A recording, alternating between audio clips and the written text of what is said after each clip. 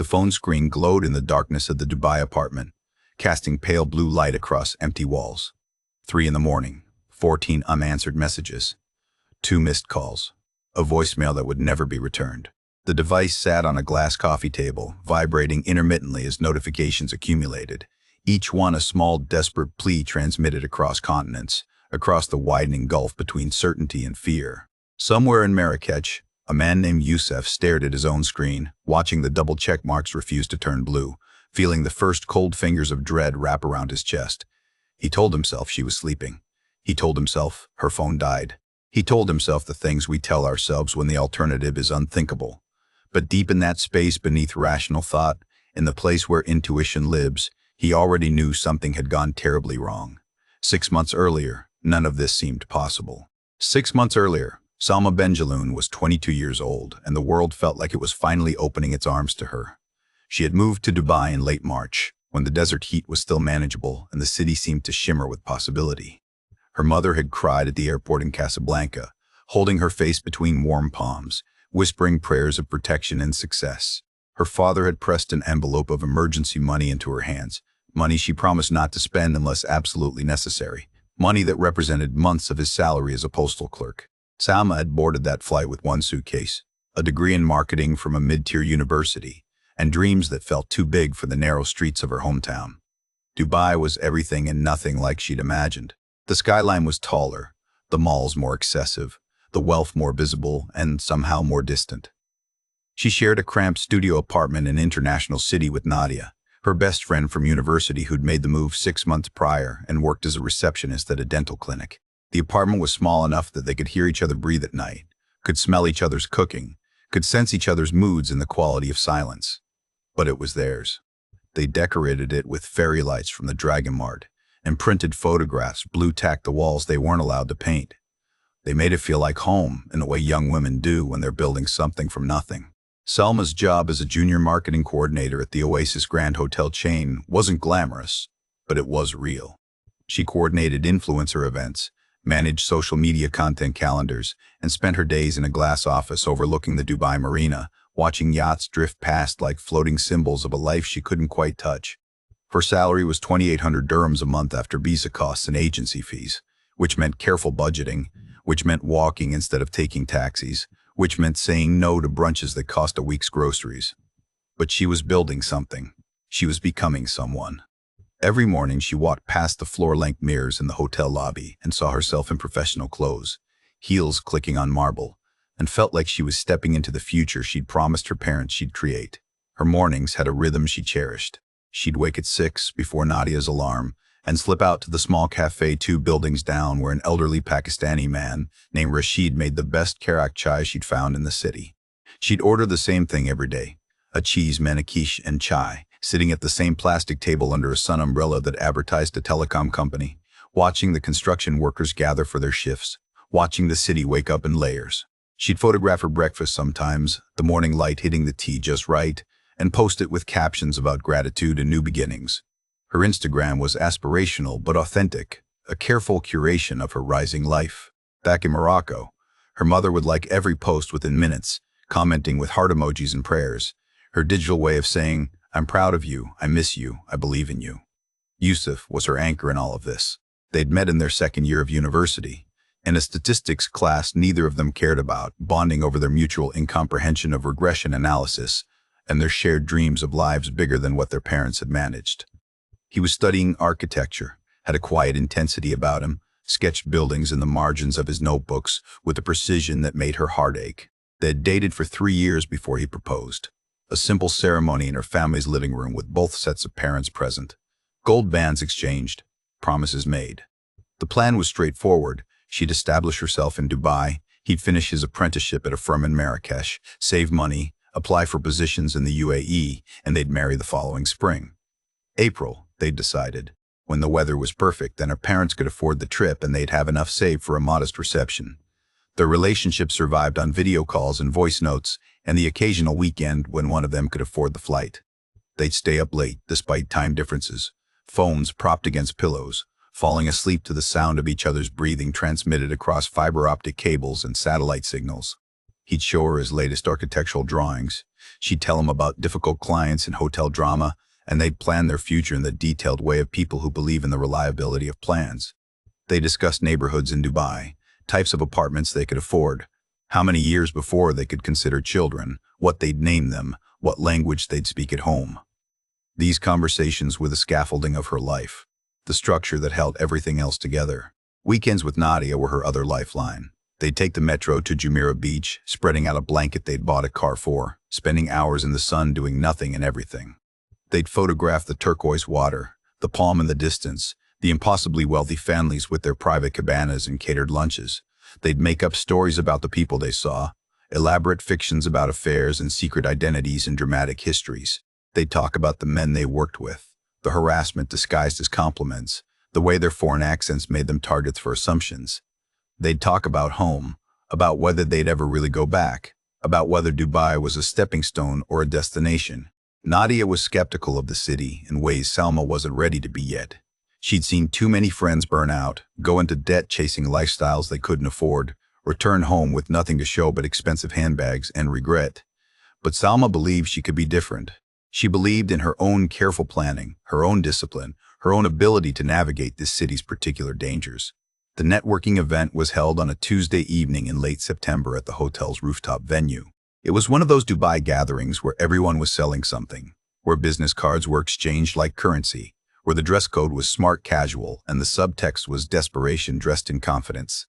Salma attended because her manager suggested it might lead to freelance opportunities, extra income, connections worth making.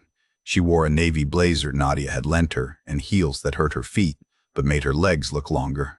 She nursed a virgin mojito and practiced her elevator pitch, the 30-second summary of who she was and what value she offered, trying to sound experienced beyond her 22 years.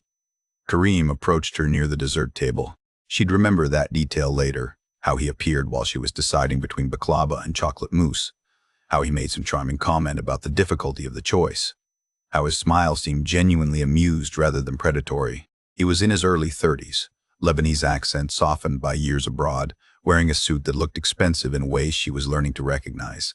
He introduced himself as an investor in real estate, mentioned a portfolio of properties across the marina and downtown, spoke about the challenges of managing social media presence for luxury listings. He asked intelligent questions about her work, seemed genuinely impressed by the influencer campaigns she coordinated, and when he offered his business card, it felt professional, appropriate, safe.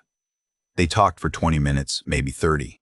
He told her about growing up in Beirut, studying business in London, moving to Dubai a decade ago when the city was still building itself into the version they now stood in. He spoke about the opportunity he saw in digital marketing for real estate, how the industry was behind the curve, how someone with her skills could make real money doing freelance consultation. He mentioned a figure, a monthly retainer for part-time work, that was nearly as much as her full-time salary. Salma felt her heart rate increase. She tried to appear casual, professionally interested but not desperate, even as her mind was already calculating what that money could mean. Her mother's arthritis medication, the wedding venue deposit, furnishing an apartment of her own. He suggested coffee to discuss specifics, handed her his card, told her to think it over and reach out if interested. Then he excused himself to speak with someone else, leaving her holding the embossed cardstock, feeling like something significant had just happened but unsure exactly what. That night, lying in bed while Nadia scrolled through her phone in the dark across the room, Salma told her about the offer. Nadia's response was immediate laughter, not cruel but knowing, the sound of someone who'd been in Dubai long enough to develop healthy skepticism. "Every businessman in this city has an angle," she said. "Just be careful. Make sure it's actually legitimate work." Salma felt defensive in a way she didn't fully understand. Why did everyone always assume the worst? Why couldn't an opportunity just be an opportunity? She looked at the business card on her nightstand, the raised lettering catching light from the street below, and told herself that Nadia was just cynical, just burned by her own experiences, just unable to recognize genuine professional respect when it appeared. She waited 2 days before texting him. She wanted to seem thoughtful, not desperate. She crafted the message carefully, professional tone, expressing interest in learning more about the potential collaboration, suggesting times for a preliminary meeting. She sent it at 2 in the afternoon on a Thursday, then tried to focus on her actual job, tried not to check her phone every few minutes. The blue check marks appeared almost instantly. then the typing indicator, then his response, arriving within 30 seconds, enthusiastic and warm, proposing coffee the next day at a cafe in the marina, looking forward to discussing how they might work together. The speed of his reply felt flattering. It felt like validation. It felt like someone important was making her a priority. Salma confirmed the meeting with a simple thumbs-up emoji, then immediately second-guessed the informality. But he responded with a smiley face, told her he appreciated her energy, said he had a good feeling about this partnership. She screenshot the conversation and sent it to Youssef with a message about a potential freelance opportunity, extra income for the wedding. He responded hours later. He was in a site meeting. Congratulations on the new connection. Just be smart about contracts and payment terms. His response was supportive but distracted, which was normal, which was fine, which was their relationship in its current long-distance form. That evening, Salma stood in front of the shared closet, trying to decide what to wear to a business coffee meeting with someone who might double her income. Nadia watched from the bed, offering commentary on each option. Not that one, too formal. Not that one, too casual. Not that one, too much cleavage. They settled on something in between, professional but approachable, the uniform of young women trying to be taken seriously in cities that commodify their ambition. As Salma applied mascara in the bathroom mirror, Nadia called out a final warning, half joking but fully serious. Just remember, if something feels off, it probably is. Trust your gut. Salma promised she would, believing it was true, believing she'd recognize danger if it appeared, believing in her own ability to navigate the distance between opportunity and exploitation. She slept well that night, dreaming of wedding venues and furnished apartments and phone calls to her mother with good news for once. Her phone charged on the nightstand, the business card tucked into its case, Kareem's name and number already saved in her contacts. Outside, Dubai's lights never stopped glowing. The city that never sleeps but sometimes swallows people whole. The metropolis built on ambition and sand, and the particular vulnerability of those who arrive with nothing but hope. Somewhere in that vast grid of glass and construction, Kareem was also sleeping, or perhaps not sleeping, perhaps planning, perhaps reviewing his calendar for the next day's meeting with a young Moroccan woman who seemed bright and eager and exactly the type who might not ask too many questions too quickly. The city hummed with electricity and diesel, and the sound of deals being made and futures being altered, none of it malicious, none of it personal, all of it following the particular logic of places where everyone is from somewhere else, and trust becomes a commodity more valuable than gold. The coffee meeting lasted 2 hours, which should have been the first warning. Kareem had chosen a quiet cafe tucked behind the Marina Walk, the kind of place where freelancers worked on laptops and business conversations happened in low voices beneath the hum of espresso machines. He arrived exactly on time, ordered for both of them without asking what she wanted, and immediately made her feel like she was the most interesting person he'd spoken to all week. He asked about her background, her family, her reasons for coming to Dubai, and he listened in that rare way where someone actually processes your words instead of waiting for their turn to speak. When Salma mentioned her mother's arthritis, he asked follow-up questions about treatment options in Morocco versus the UAE. When she talked about postponing the wedding until finances stabilized, he nodded with what seemed like genuine understanding, mentioned his own complicated family expectations, created an instant sense of shared experience. The work he described sounded straightforward enough. He managed a portfolio of luxury apartments and penthouses, properties purchased as investments by wealthy clients in Lebanon, Saudi Arabia, and Kuwait who rarely visited and needed local representation. His challenge was marketing them for short-term executive rentals, a niche market that required sophisticated social media presence and the right kind of aesthetic branding. He needed someone to curate Instagram content, stage properties for photography, write compelling descriptions, and occasionally attend viewings to represent the brand. The work was part-time, flexible, could be done around her hotel job, and he was offering 4,000 dirhams a month to start. Salma tried to keep her face neutral when he said the number, tried to act like this was normal compensation for someone with her limited experience, but her hands were shaking slightly when she picked up her cappuccino. That was more than her rent, her groceries, and her contribution to her mother's medication combined. She asked the right questions, or what she thought were the right questions. Who were the clients? How many properties needed management? What was the expected time commitment? Kareem answered everything with the smooth confidence of someone who'd had this conversation before, pulling up property listings on his phone, showing her Instagram accounts of competitors, explaining the gaps in the market he was trying to fill. Everything looked legitimate. The properties were real. listed on actual real estate websites, photographed professionally. His business card matched his website, matched his LinkedIn profile. He had references if she wanted them, previous contractors who'd done similar work. He made it easy to say yes, removing each potential objection before she could fully form it. When she mentioned needing to think it over, he didn't pressure her. He said he completely understood, appreciated her thoughtfulness, respected people who took decisions seriously. He paid for both coffees, told her to take a few days, and said he hoped to work with her but would understand if the timing wasn't right. That lack of pressure was what convinced her. If he'd pushed, she might have hesitated. But his casual acceptance of her potential rejection felt like proof of legitimacy, like someone who had options and wasn't desperate to exploit hers. She accepted the offer 3 days later, and within a week, the first payment arrived in her bank account. 4,000 dirhams, exactly as promised, transferred with a professional invoice and a contract she should have read more carefully but didn't, because the numbers were intoxicating and Nadia was making skeptical comments, and she wanted to prove everyone wrong about her judgment. The work started simply. He'd send her property addresses, she'd visit during her lunch breaks or after work, take photographs with her phone, write captions, schedule posts. Some of the apartments were stunning. Floor-to-ceiling windows overlooking the Gulf, marble everything, furniture that cost more than her annual salary. She'd walk through these spaces feeling like an imposter and a professional simultaneously, trying to capture angles that made luxury look accessible, desirable, attainable for the executives who might rent them. Karim was generous with praise.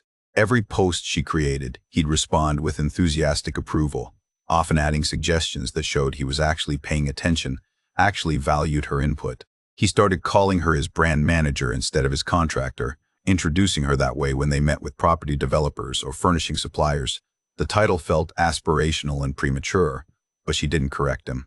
It felt good to be seen as more than a junior coordinator, to have someone invest in her potential rather than just her current capabilities. He began inviting her to investor dinners, events where Lebanese and Gulf businessmen discussed real estate markets over meals that cost what she earned in a week at the hotel. Her role was vague, but her presence seemed important, representing his portfolio, making him appear more established, more trustworthy, someone who had a team rather than operating alone. The boundaries blurred so gradually she didn't notice them disappearing. The texts that started as work updates began including personal questions. How was her day? Was she taking care of herself? Had she eaten? Small gestures of care that felt friendly, paternal almost, except he was only 10 years older, and the attention carried an undertone she couldn't quite identify. When her mother needed surgery for her arthritis, a procedure that would cost her family 6 months of savings, Salma mentioned it in passing during one of their property visits. Karim's response was immediate. He wanted to help. It could be an advance on future work. She protested, said she couldn't accept that kind of loan, but he was insistent in a way that felt generous rather than controlling. He framed it as an investment in their working relationship, said he needed her focused and not distracted by family stress. He transferred 20,000 dirhams to her account that evening with a note that said, "Family comes first, we'll figure out the work details later."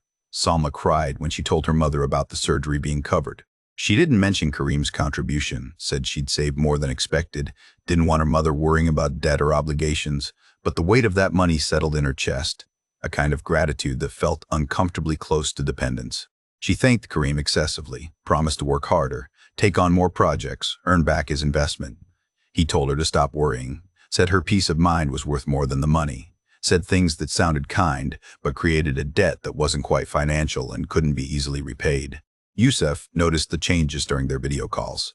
She seemed distracted, checking her phone mid-conversation, responding to messages she wouldn't explain. When he asked about work, she'd become defensive, insisting everything was fine, she was just building her career. Why was he being so controlling? These were fights they'd never had before, tensions that didn't exist when they saw each other regularly, when physical presence softened the sharp edges of miscommunication. He asked about the freelance client she'd mentioned, wanted to know more about the work, the company, whether she'd signed a proper contract. She deflected, said it was boring real estate stuff, changed the subject to wedding planning, but her enthusiasm felt forced, and he could hear the strain in her voice even through digital compression. The night she stopped mentioning Karim's name altogether was the night she realized she should.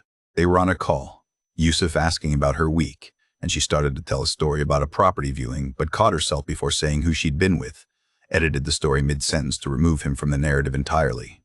Yusuf didn't notice the pause, but she did.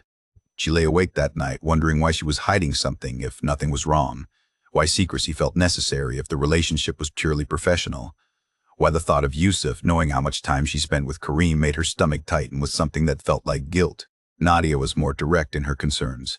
She noticed Salma dressing differently for work meetings, noticed the designer handbag Kareem had given her as an Eid gift, noticed how Salma's phone was always face down on surfaces now, screen hidden, notifications muted. One evening, while they were making dinner in their tiny kitchen, Nadia asked the question directly. "Are you sleeping with him?" Salma's reaction was immediate and sharp. "Of course not, it's just work. Why does everyone assume the worst?" But her defensiveness was disproportionate, and they both knew it. Nadia tried to soften the approach, said she was just worried, said the dynamic sounded unhealthy even if it was technically professional. Salma accused her of jealousy, of being unable to be happy about someone else's success, and the words hung between them like physical objects, too solid to take back. Their friendship cooled after that. Not a dramatic ending, but a slow freezing, conversations becoming transactional, schedules mysteriously never aligning, the easy intimacy of shared space replaced by polite distance. Salma started spending more nights away from the apartment, texting Nadia that she was working late, networking, sleeping in guest rooms at hotels where Kareem held late meetings. The excuses were plausible enough that Nadia couldn't quite call them lies, but implausible enough that she stopped believing them. The apartment that had felt like home began to feel like a way station, a place Salma was outgrowing or abandoning or escaping from. Even she wasn't sure which. The kiss happened on a Thursday evening in October, after an investor dinner where the wine flowed freely and Salma had drunk more than usual, trying to calm the anxiety that spiked whenever she was in rooms full of wealthy men discussing deals she didn't fully understand. Kareem drove her back toward her apartment but stopped in a parking garage halfway, said he needed to tell her something, said he'd been trying to maintain professional boundaries, but she made it difficult, made him feel things he hadn't felt since before his marriage fell apart. He talked about his wife, how she'd betrayed him, emptied their joint accounts, moved back to Beirut with her daughter, how he was stuck in a complicated divorce that was draining him financially and emotionally. He talked about Salma like she was medicine, like her presence reminded him what trust felt like, what hope felt like, what it meant to look forward instead of backward. Then he leaned across the center console and kissed her. Salma froze, her mind going completely blank, her body forgetting how to respond. She didn't kiss back, but she didn't pull away immediately either. And that half second of paralysis became complicity, became permission, became something she'd replay in her mind 1,000 times, trying to understand her own reaction. When she finally did pull back, she apologized, though she couldn't articulate what she was apologizing for. He apologized too, blamed the wine, the emotion, the way she made him forget himself. He drove her the rest of the way in silence, both of them staring straight ahead, the air in the car thick with things neither could name. Salma walked into her apartment shaking, went straight to the bathroom, locked the door, and sat on the edge of the tub trying to organize her thoughts into something coherent. Nadia knocked, asked if she was okay, but Salma said she was fine, just tired, just needed sleep. She lay in bed that night, unable to close her eyes, unable to tell Yusuf, unable to tell Nadia, unable to tell anyone, because telling would make it real, and making it real would require decisions she wasn't ready to make. She told herself it was a mistake, a one-time boundary violation, something that wouldn't happen again. She told herself she could manage this, could reset the professional dynamic, could pretend the kiss never happened, and continue the work that was paying for her mother's medication and her wedding deposit, and the future she was building. The next morning, flowers arrived at her hotel office. 24 white roses with a card that read, "Forgive my weakness. You deserve only respect." Her co-workers cooed over them, asked about her secret admirer, and she smiled vaguely, non-committally, feeling sick. The flowers felt like an apology and a claim simultaneously, a public gesture that marked her as someone's, even if no one knew whose. She wanted to refuse them, to send them back, but that would require explanation, would draw attention, would make the situation visible in ways she couldn't afford. So she kept them on her desk, watched them slowly die over the next week, their petals browning at the edges like a visual metaphor for something rotting beneath beautiful surfaces. Kareem texted her that afternoon asking if she'd received his apology, if they could move forward professionally, if she'd be willing to meet the next week to discuss upcoming projects. She stared at the message for 20 minutes, typing and deleting responses, trying to find words that would establish boundaries without burning bridges, that would preserve the income without encouraging the intimacy. She wanted to end it, but he'd already transferred next month's payment. She had already spent half of it covering the deposit on her mother's surgery. The money was already allocated, already promised, already woven into obligations she couldn't easily escape. She typed and deleted 3 different messages before settling on something neutral, something that could be read as professional acceptance, something that didn't say yes but didn't quite say no. Just wrote okay and hit send before she could reconsider. His response was immediate, a simple thumbs up, as if her acquiescence was expected, as if the outcome had never been in doubt. That night, Salma stared at her engagement ring, the small diamond Yusuf had saved for over a year to buy, and felt the weight of every choice she'd made since arriving in Dubai pressing down on her chest like something physical, like something with mass and gravity, pulling her somewhere she never intended to go but couldn't figure out how to escape. Yusuf's message arrived near midnight, asking when she was free to finalize wedding venue options, his tone optimistic and loving and completely unaware of the distance that had opened between them. Salma looked at the message, looked at the ring, looked at Kareem's name 3 conversations down in her messaging app, and felt like she was standing at a junction where every direction led somewhere she didn't want to go. She typed, "I love you" to Yusuf, but couldn't bring herself to discuss venue options, couldn't pretend to plan a future when the present felt like it was collapsing. She said she'd call him tomorrow, turned off her phone, and lay in the darkness listening to Nadia's breathing across the room, wondering how she'd arrived at this particular form of loneliness, this specific flavor of trapped. The erosion of Salma's old life happened so gradually that she couldn't identify the exact moment when everything changed.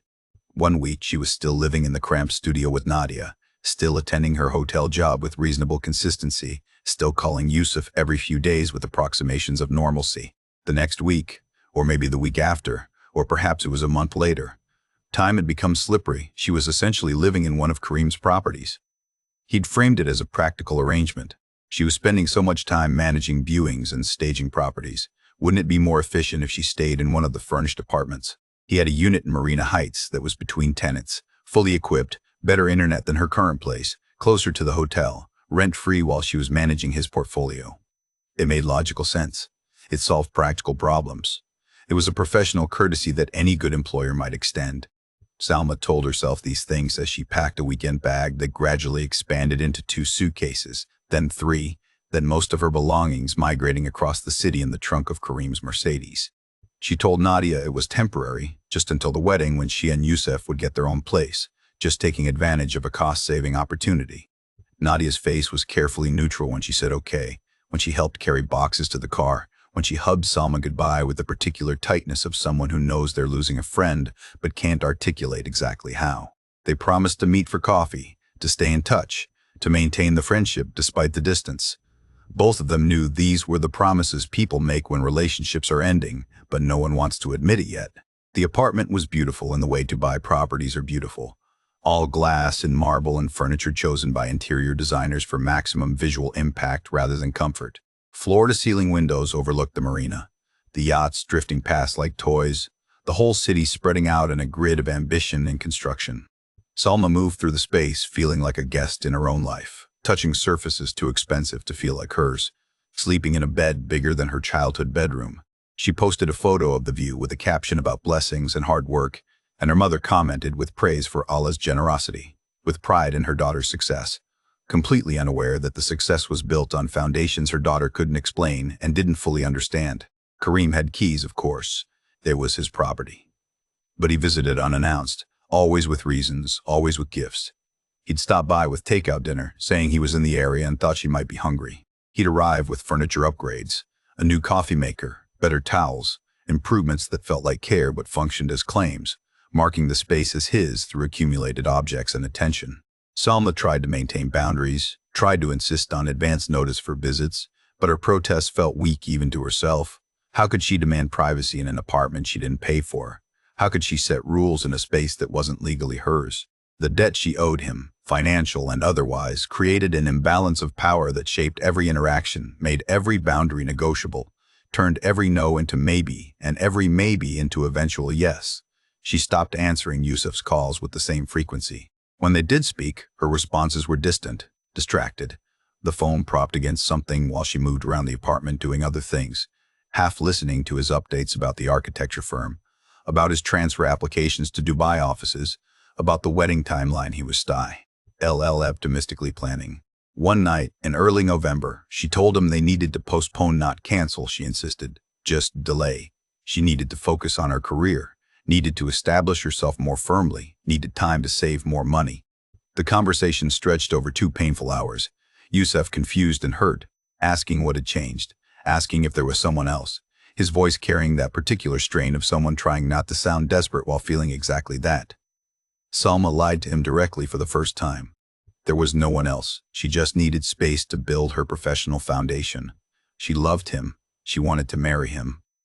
Just not yet. Just not until she was more settled. The lies tasted like metal in her mouth, but she kept speaking them, kept constructing this alternative reality where her hesitation was about ambition rather than entanglement, about timing rather than the fact that another man had keys to her apartment and opinions about what she wore and a way of looking at her that made her skin feel transparent. Yusuf eventually agreed to postpone, said he'd wait as long as she needed, said he loved her too much to pressure her. His patience felt like another weight, another obligation, another thing she was failing at. Nadia reached out regularly for the first month, texts asking how she was doing, suggesting coffee dates, trying to maintain the friendship across the geographical and emotional distance. Salma's responses grew shorter, less specific, declining invitations with vague excuses about work commitments and busy schedules. Eventually, Nadia's messages became less frequent, the spaces between them expanding from days to weeks, the friendship dying in that particular way. Friendships die when no one has the courage to acknowledge the death. Salma knew she was burning the relationship but couldn't stop herself, couldn't risk Nadia's questions, couldn't face the concern that would inevitably come if her friend saw how she was actually living. In her isolation, details began surfacing that she'd been too distracted to notice before. The real estate projects Karim described in such elaborate detail never seemed to materialize. He'd talk about purchasing a penthouse in Business Bay, about clients interested in long-term rentals, about expansion plans into Abu Dhabi, but weeks would pass and nothing concrete would happen. The investors he introduced her to at dinners had a strange quality, asking questions that didn't quite make sense for people actually interested in property investment, interested instead in her background, in how long she'd been in Dubai and whether her family visited, and what her visa status was.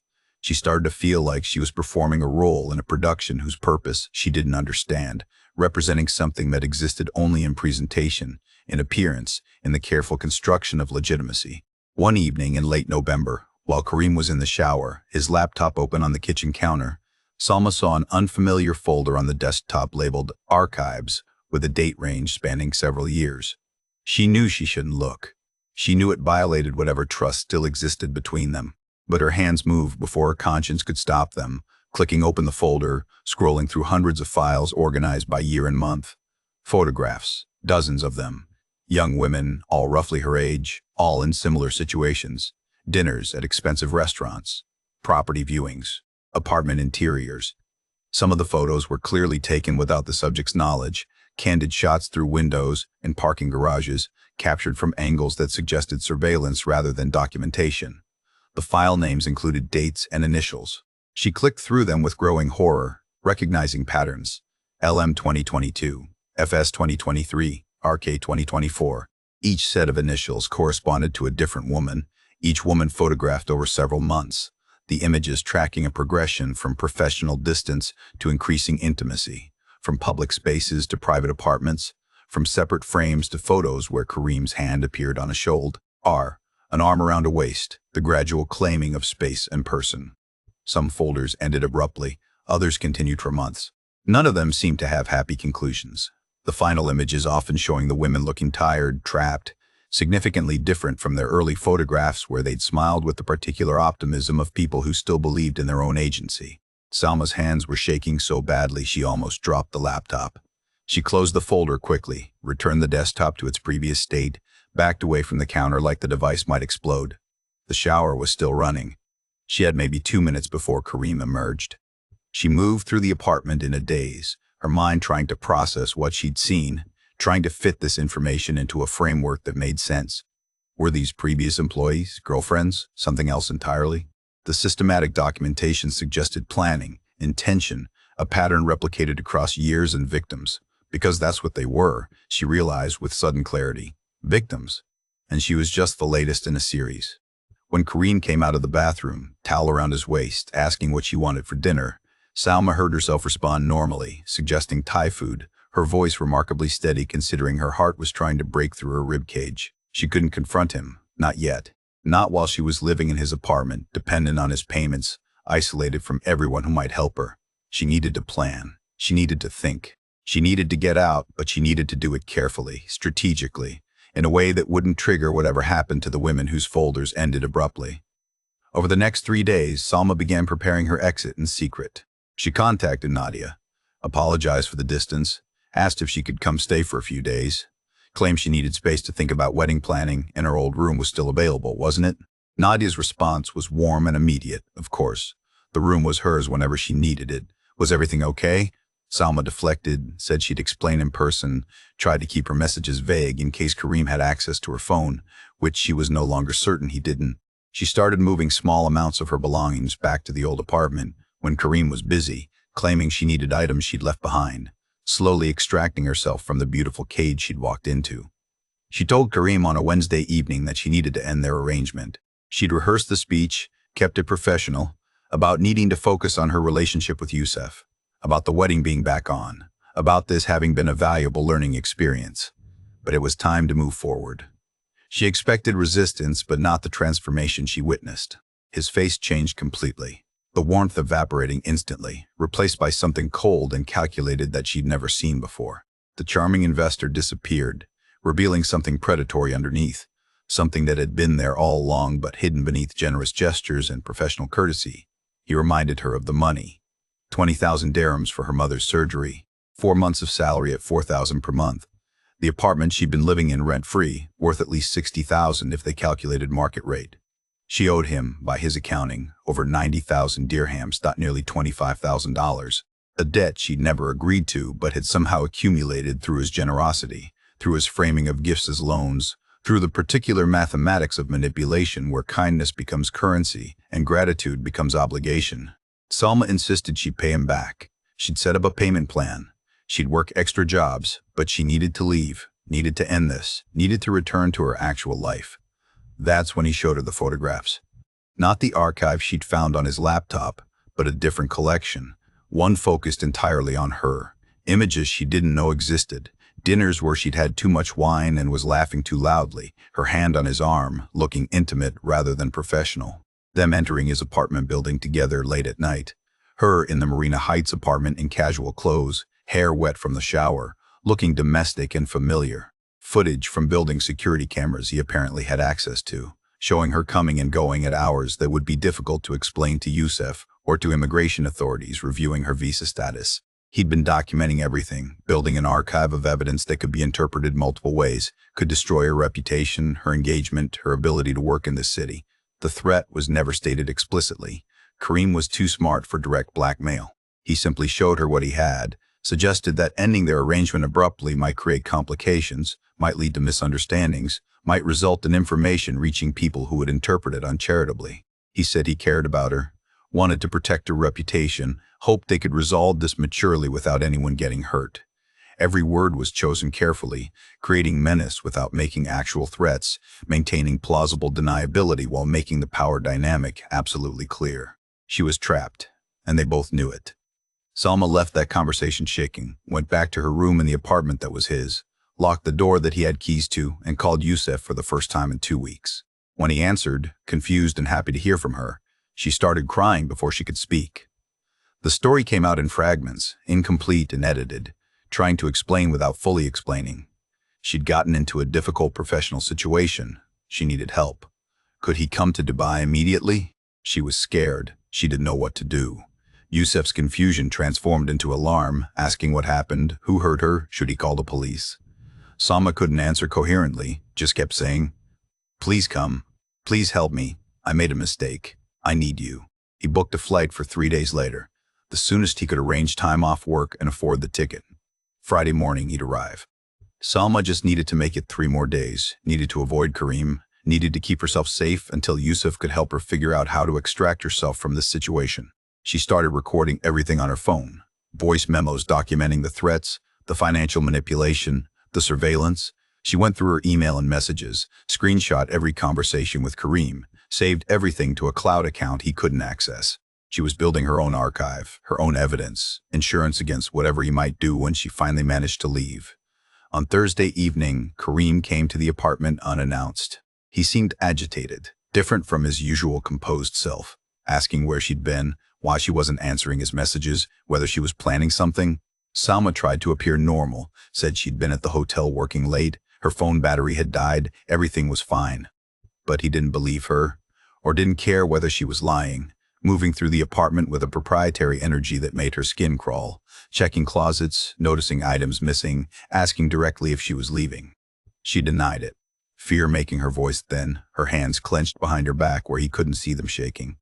He grabbed her phone from the counter, started scrolling through her messages before she could stop him, saw the conversation with Yusuf, saw the flight details, the plans to meet at the airport. His face went completely still, a kind of calm that was more terrifying than anger would have been. He asked if she'd told Yusuf about their arrangement, about the money, about the photographs. Salma lied, said no, said she'd just asked him to visit for the wedding planning, said it wasn't about Kareem at all. But the lie was transparent and they both knew it. He handed her phone back, told her to cancel it, told her if Yusuf came to Dubai there would be consequences, told her she needed to think very carefully about what she did next because some decisions couldn't be undone. After he left, Salma locked every lock on the door and pushed furniture against it, knowing it was futile, knowing he had keys and access and power she couldn't physically resist. She called Nadia, whispered into the phone that she needed help, that she was scared. Could Nadia come get her tonight? But Nadia was in Abu Dhabi visiting family, wouldn't be back until Saturday. She called Yusuf, tried to tell him not to come, the situation was too dangerous, but he wouldn't listen, said he was getting on that plane no matter what, said whatever she'd gotten into, they'd figure it out together. That night, Salma recorded a voice memo on her phone, addressing it to Yusuf, explaining everything she should have explained months ago. The money, the manipulation, the photographs, the threats, how she'd been stupid and naive and desperate to prove herself. How she'd walked into a trap disguised as opportunity. How Kareem wasn't who he claimed to be. How the business was fake. How she suspected other women had been through this same pattern. How she was scared but trying to get out, trying to make it until Friday when Yusuf arrived, and they could go to the authorities together with the evidence she'd collected. The memo was 15 minutes long, her voice breaking multiple times, apologizing for everything, telling him she loved him, telling him she was sorry, telling him to use this recording if anything happened to her. She saved it to 3 different cloud services, sent links to her mother's email with instructions to only open if Salma didn't call by Sunday. She didn't sleep that night, lying in the dark listening to every sound in the building, wondering if each footstep in the hallway was Kareem returning, wondering how she'd misjudged everything so catastrophically, wondering how many women before her had spent similar nights in similar apartments. King's similar calculations about survival and escape. Friday morning never came for Salma. The cleaning service found her body at 11 a.m., called in by Kareem, who claimed he'd been trying to reach his employee about a scheduled property viewing and got worried when she didn't respond. The police report would note head trauma consistent with a fall, possibly struck the marble counter edge in the bathroom, no signs of forced entry or struggle, death likely instantaneous, a tragic accident in a city where young people sometimes died in stupid preventable ways. Yusuf landed at Dubai International at 8:30 Friday morning, texted Salma he'd arrived, waited for a response that never came. By noon, when calls went straight to voicemail, he took a taxi to the Marina Heights address she'd given him, talked his way past building security by claiming to be her fiancée, found police cars and crime scene tape, found a detective who told him there'd been an incident, a young woman deceased. And the identification. Was he family? The world tilted. Yusuf heard the words through cotton, through distance, through the particular distortion of trauma that makes reality feel like simulation. He identified her body at the morgue that afternoon, her face peaceful in death in a way that suggested she hadn't suffered, though later he'd wonder constantly about those final moments, whether she'd been scared, whether she'd called for him, whether she'd known. The police gave him her belongings. Phone, wallet, keys to an apartment that wasn't hers. In the phone's evidence log, protected by a passcode that was their anniversary, he found everything. The messages, the manipulation, the photographs, the threats, the voice memo she'd recorded 17 hours before her death, her final testimony, her attempt to make sure the truth outlived her even if she didn't. Yusuf listened to the entire 15 minutes sitting on a bench outside the police station, tears streaming down his face, her voice in his ears explaining how thoroughly she'd been trapped, how completely she'd been controlled, how desperately she'd wanted to escape. He brought the evidence to the detective handling the case, insisting this wasn't an accident, this was murder, or at minimum negligent homicide, demanding they investigate Kareem, investigate the pattern, investigate the other women in those archived photographs. The detective was sympathetic but cautious, explaining that evidence of financial manipulation didn't prove physical violence, that the medical examiner had found no defensive wounds or signs of struggle, that without witnesses or concrete proof of foul play, the case would likely be classified as a accidental death. Youssef refused to accept it, hired a private investigator with money he didn't have, spent weeks tracking down details about Kareem's real identity, finding the shell corporations, the fake business registrations, the trail of women across multiple years and multiple names. What emerged was a portrait of a predator who'd perfected his system. Kareem, or whatever his real name was, targeted young immigrant women in precarious situations, women with family obligations and visa dependencies that made them vulnerable. He built trust through generosity, created financial dependence through strategic loans, isolated them from support networks, documented everything to maintain control, and when they tried to leave, accidents happened. Not always. Some women simply disappeared from the archive, presumably escaped or were discarded. But at least two others, Youssef's investigator found, had died in circumstances eerily similar to Salma's. One in 2022, officially a fall from a balcony. Another in 2023, officially an overdose despite no history of drug use. Both cases closed quickly. Both women immigrants with limited family advocacy. Both deaths convenient for a man who needed problems to disappear. Youssef tried every channel. He contacted Moroccan consular officials, pressured them to advocate for a real investigation. He created social media campaigns, posting Salma's story alongside the limited information he gathered about the other victims. He connected with the families of the two previous deaths, compared notes, built a case that seemed overwhelming in its pattern but remained frustratingly circumstantial in its evidence. The challenge was jurisdiction, bureaucratic complexity, the way immigrant deaths sometimes slip through cracks between systems, between countries, between the version of Dubai that appeared in tourism brochures and the version that existed for people with the wrong passport and insufficient reso. Ursus. Kareem vanished within weeks of Salma's death. The Marina Heights apartment was cleared out, the lease transferred to a different corporate entity, the business website went dark, the phone numbers disconnected. The investigator eventually traced him through Interpol to a Lebanese national named Kareem Nasrallah, wanted for fraud in 3 countries, suspected in several other deaths, operating under various identities across the Gulf region for over a decade. But suspects in databases and actual arrests were different things, especially for someone who understood how to move money and identity across borders, who had resources and connections and a decade of practice disappearing. 6 months after Salma's death, Youssef sat in the same cafe where she used to drink morning tea, the place run by the elderly Pakistani man who still asked about the young woman who'd stopped coming, not knowing she'd never come again. He held the engagement ring she'd never worn as a wedding band, turned it between his fingers, thought about all the moments that had led to that Friday morning, all the small choices and vulnerabilities that had intersected with calculated predation to produce an outcome that seemed both inevitable and impossible.